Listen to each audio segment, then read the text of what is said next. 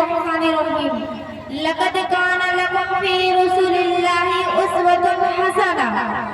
एक बार दुरूद शरीफ पढ़ लीजिए।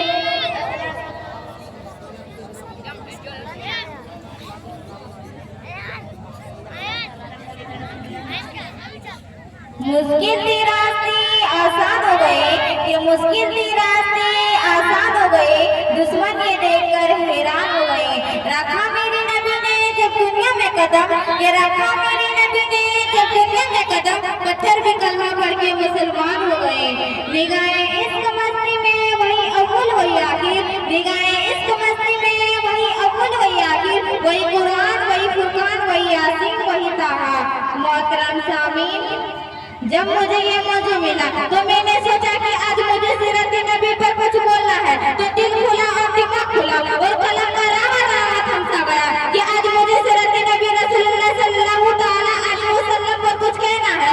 जब मैं सीरत नबी की तस्वीर करता हूँ तो मुझे ताइफ की वादी में पत्थर भी खाकर हिदायत की दुआ देने वाले नजर आते हैं। जब मैं सीरत नबी की मौजू पर बात करता हूँ तो मुझे मक्का में अमवास का ऐलान करने वाले खैरुल बशर याद आते हैं। जब मैं इस मौजू पर बात करता हूँ तो मुझे अब्दुल्ला के लफ्ज़ जिक्र याद आते हैं।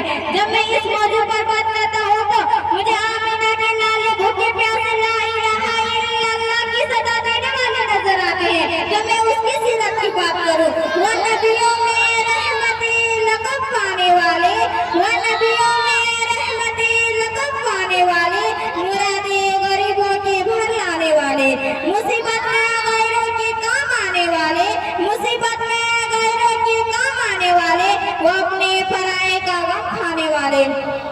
मोहतरम सामीन, आज की दुनिया वाले किसी की दानत पे नाच करते हैं, तो किसी की खूबसूरती की बात करते हैं, तो किसी की दौलत पे नाच करते हैं, तो किसी की सखावत की बात करते हैं, तो किसी की अमानत पे नाच करते हैं। तो मैं इस पर क्यों ना नाच करूं जिसके अंदर ये सारी खूबसूरत पाई जाती है।